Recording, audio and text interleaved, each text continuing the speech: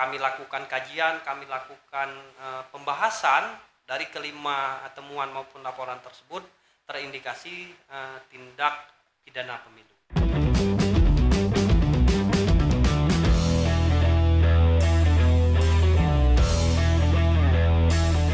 Assalamualaikum warahmatullahi wabarakatuh. Hai, apa kabar? Jumpa lagi di On The Record Podcast Bawaslu Kabupaten Bangka Selatan. Untuk Sobat Bawaslu semuanya, salam kenal. Saya Pipin Arista, staf Bawaslu Kabupaten Bangka Selatan. Di samping saya sudah ada Bapak Erik SH. Beliau adalah anggota Bawaslu Kabupaten Bangka Selatan yang saat ini membidangi divisi HPPS. Apa kabar Pak Kordip?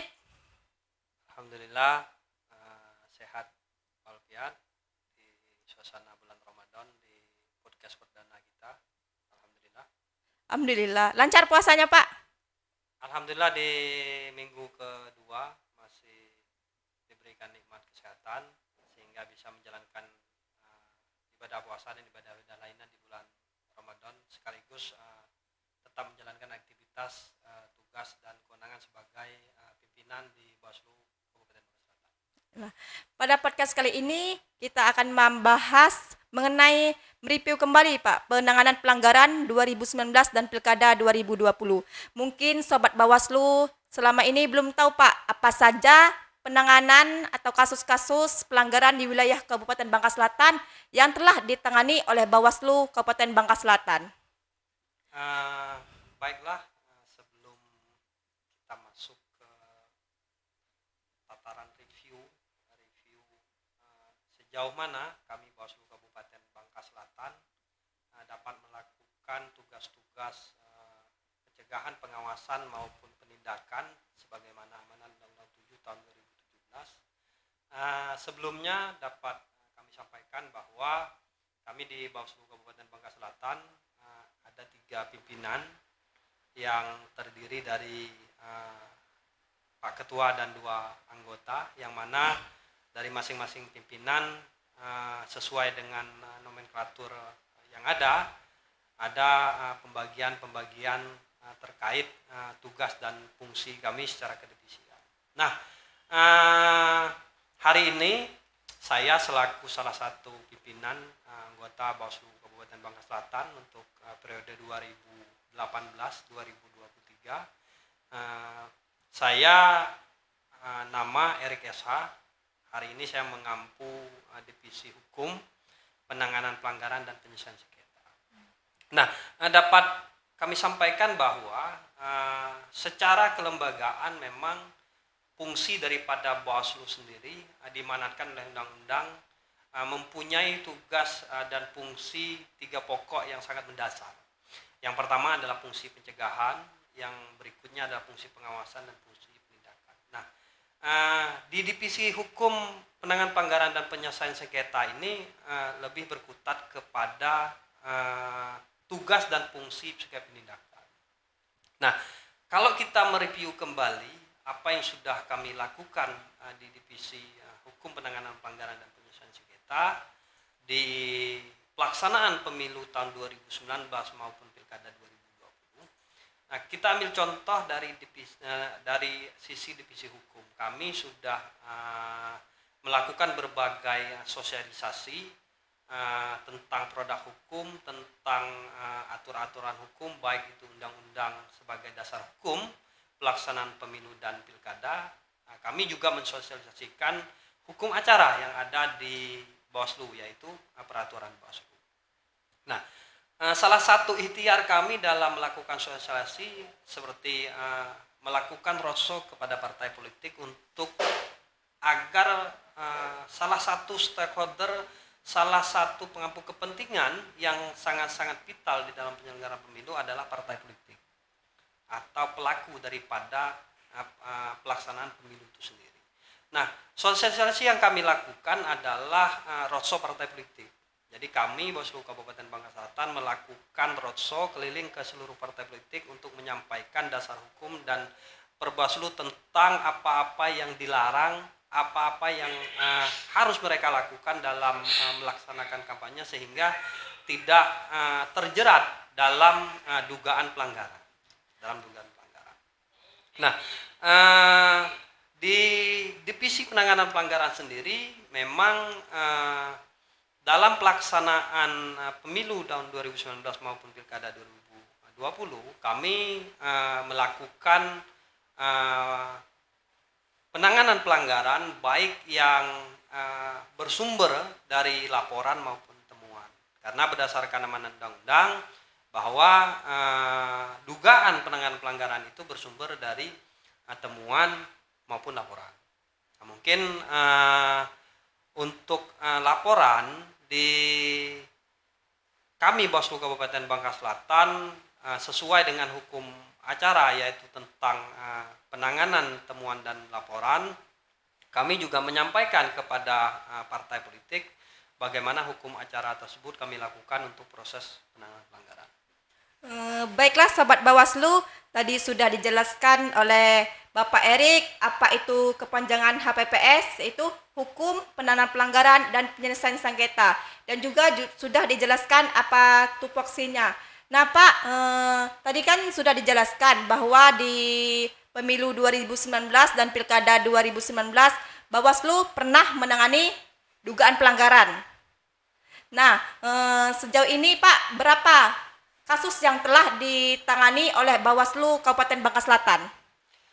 Baiklah, untuk penanganan pelanggaran seperti yang saya sampaikan di awal bahwa indikasi dugaan pelanggaran berdasarkan undang-undang bersumber dari temuan dan laporan. Nah, kami di pemilu tahun 2019 memang menangani penanganan pelanggaran yang sifatnya bersumber dari temuan maupun laporan. Nah, dari jumlah yang kami tangani memang tidak begitu signifikan. Ada 5 temuan dan laporan yang kami tangani, dan semua daripada penanganan pelanggaran tersebut terindikasi dugaan pelanggaran setelah kami lakukan proses sesuai dengan hukum acara. Kami lakukan kajian, kami lakukan pembahasan dari kelima temuan maupun laporan tersebut terindikasi tindak pidana pemilu. Dan dari 5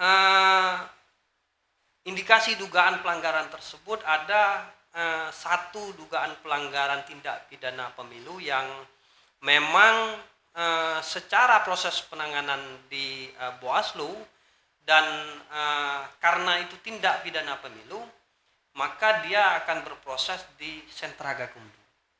Nah, Sentra Gakumdu itu sendiri adalah sentra penegakan hukum terpadu yang ada di Bawaslu Kabupaten Bangka Selatan, yang mana sentra penegakan hukum terpadu tersebut berisi tidak hanya Bawaslu saja, tetapi ada 2 institusi penegak hukum lainnya, yaitu Kepolisian Polres Bangka Selatan dan juga Kejaksaan Bangka Selatan. Nah, sehingga proses penanganan pelanggaran yang terindikasi dugaan tindak pidana pemilu berproses di Sentra Gakumdu sampai dengan menghasilkan output penanganan pelanggaran tersebut berproses sampai dengan pengadilan, sampai dengan adanya putusan di pengadilan tingkat pertama. Nah, terkait penanganan tindak pidana pemilu di 2019 yang putus di pengadilan tingkat pertama itu juga luar biasa. Jadi menjadi atensi publik juga, menjadi atensi kawan-kawan media juga dalam mengawal kami melakukan proses penanganan pelanggaran tersebut. Baiklah Pak, tadi kan dijelaskan itu pada pemilu 2019 ada 5 pelanggaran. Nah, untuk pilkada Pak, berapa kasus yang telah ditangani oleh Bawaslu Kabupaten Bangka Selatan? Nah, untuk pelaksanaan pilkada ini menjadi suatu pengalaman, suatu pemacu untuk kami Bawaslu di periodisasi 2018-2023 ini. Karena apa? Karena dapat saya sampaikan bahwa pelaksanaan pilkada di tahun 2020 berbeda dengan pilkada-pilkada sebelumnya.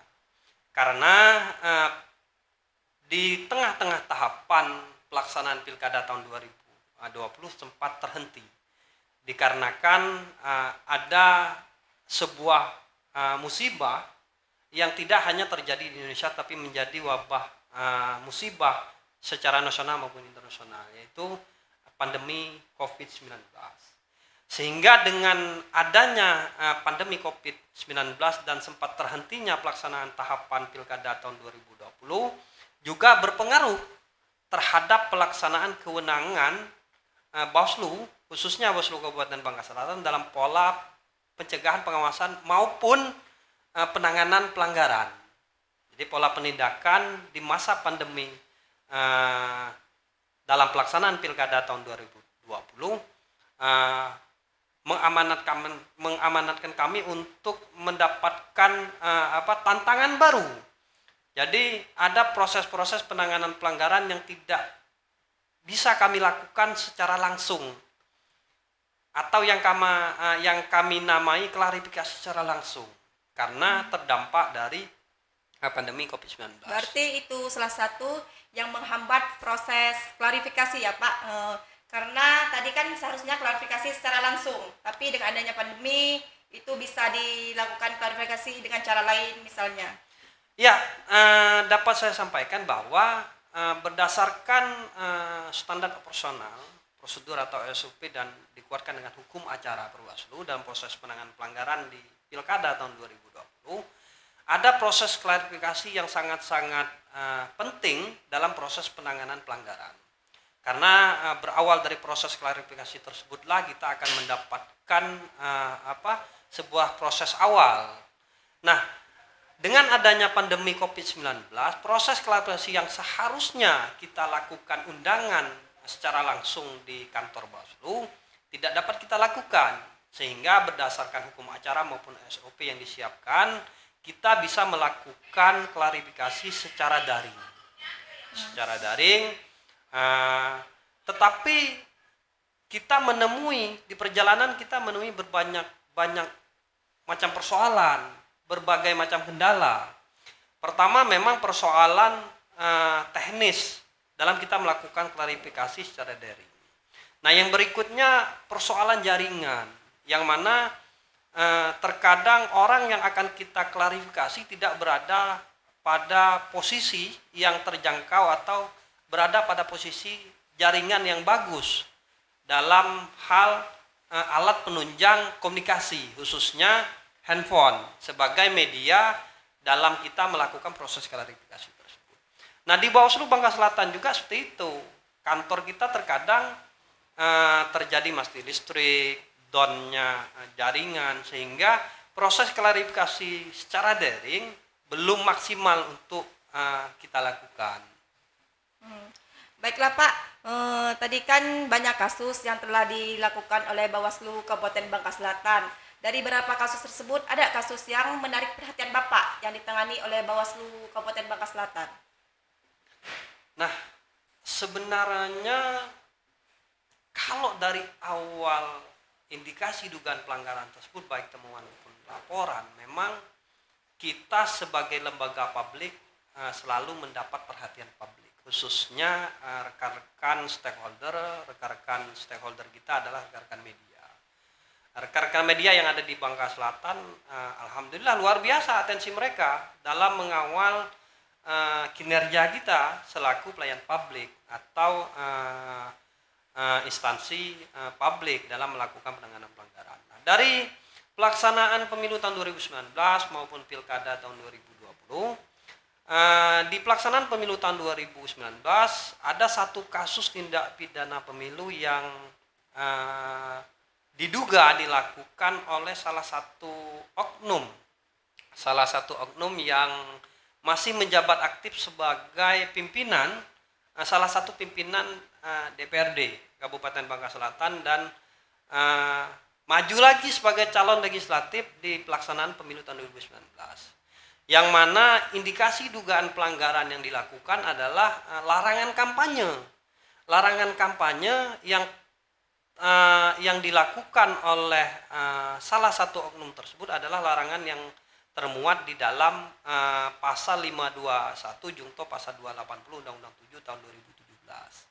Yang mana kurang lebih bunyinya adalah pelaksana kampanye, tim kampanye, dan peserta pemilu itu dilarang. melakukan kampanye di tempat ibadah, di fasilitas pendidikan, dan juga menggunakan fasilitas pemerintah. Nah, terhadap kasus tersebut terindikasi oknum tersebut melakukan kampanye dengan menggunakan fasilitas pemerintah. Nah, dugaan penanganan pelanggaran tersebut mendapat perhatian yang saya kira cukup ekstra dari kawan-kawan media maupun publik, karena dilakukan oleh oknum yang notabene adalah pimpinan salah satu partai politik dan pimpinan DPRD Kabupaten Bangka Selatan. Baiklah Pak, nah itu kan untuk pemilu 2019. Untuk pilkada ada tidak kasus yang menarik perhatian? Nah, untuk di pilkada memang lagi-lagi saya sampaikan di tengah keterbatasan adanya pandemi COVID-19 tidak mengurangi eksistensi kami Bawaslu Kabupaten Bangka Selatan dalam upaya melakukan pencegahan, pengawasan maupun penindakan. Nah, dari jumlah memang tidak begitu signifikan, tapi cukup ada grafik kenaikan. Jadi pemilu kita menangani 5 temuan dan laporan, tapi di pilkada kita menangani kurang lebih 8. Jadi ada 8 temuan dan laporan yang terindikasi dari beberapa jenis dugaan pelanggaran. Nah, salah satunya ada dua jenis yang termasuk ke dalam pelanggaran dugaan pelanggaran tidak pidana pemilihan. Ada 3 yang dikategorikan sebagai dugaan pelanggaran administrasi.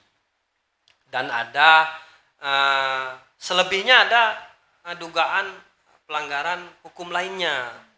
Salah satu yang memang menjadi sorotan publik adalah keterlibatan aparatur sipil negara dalam mendukung salah satu pasangan calon yang notabene di dalam Undang-Undang ASN maupun Permenpan RB, ASN dilarang untuk mendukung salah satu pasangan calon pada pelaksanaan pemilihan kepala daerah.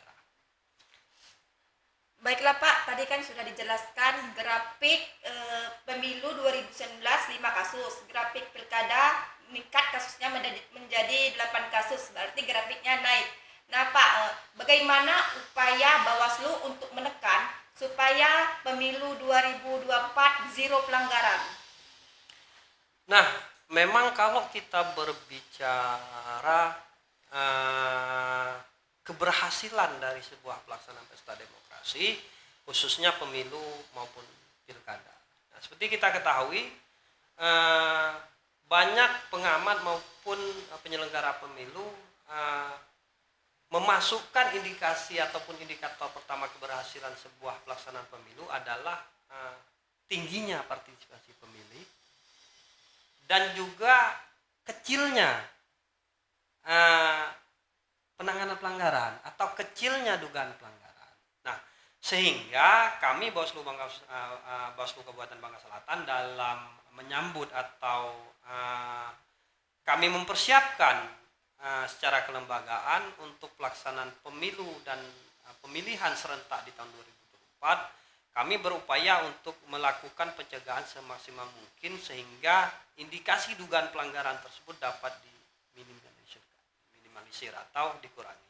Nah, salah satu ikhtiar yang memang dari 2019 dan Pilkada 2020 kami lakukan, kami mempunyai berbagai inovasi.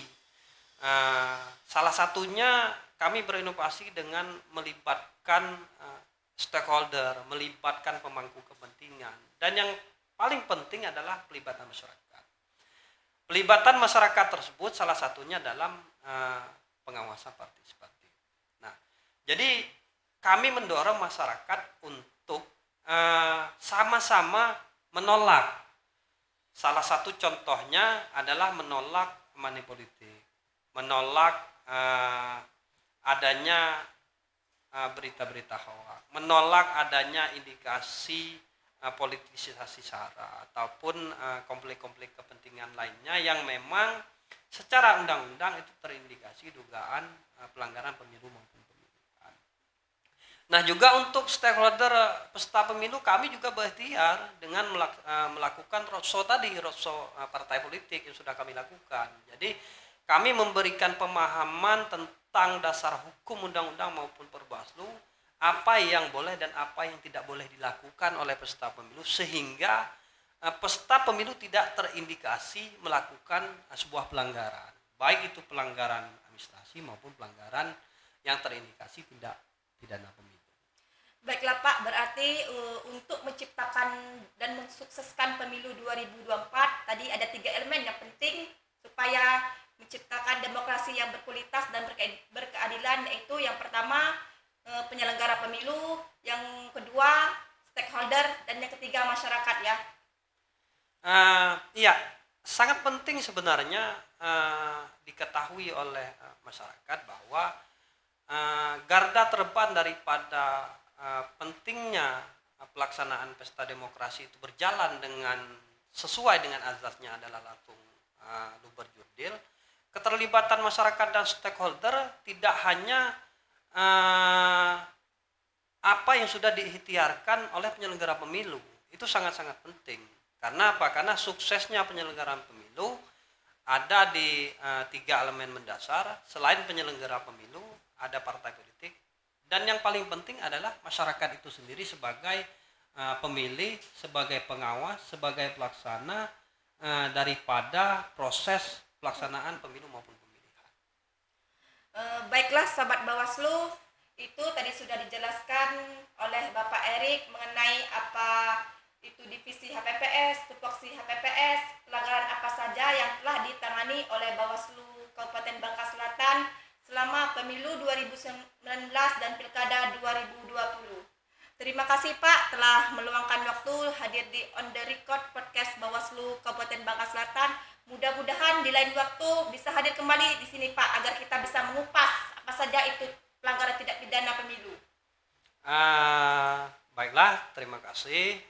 Memang salah satu ikhtiar dari Bawaslu juga dalam bentuk mensosialisasikan kepada masyarakat, kepada stakeholder melakukan kegiatan-kegiatan sosialisasi, salah satunya On The Record Podcast. Nah, kami juga dari Bawaslu Kabupaten Bangka Selatan dengan tema-tema yang berbeda, informasi-informasi tentang secara kelembagaan dan kewenangan akan kami sampaikan secara berkala kepada publik, baik itu melalui website, YouTube, On The Record Podcast ini, atau melalui laman Bawaslu, dan juga informasi-informasi yang publik bisa akses, bisa ketahui melalui PPID Bawaslu juga. Nah, mungkin di kesempatan ini kita berbicara tentang penanganan pelanggaran, mungkin di kesempatan yang lain kita bisa berbicara tentang hukum maupun penyelesaian sengketa yang sesuai dengan apa yang saya ampu, yaitu divisi hukum, penanganan pelanggaran, dan penyelesaian sengketa. Oke sahabat Bawaslu semuanya, sekian episode pertama divisi HPPS pekan ini. Jangan lupa like, comment, share, and subscribe YouTube Bawaslu Kabupaten Bangka Selatan. Sampai jumpa.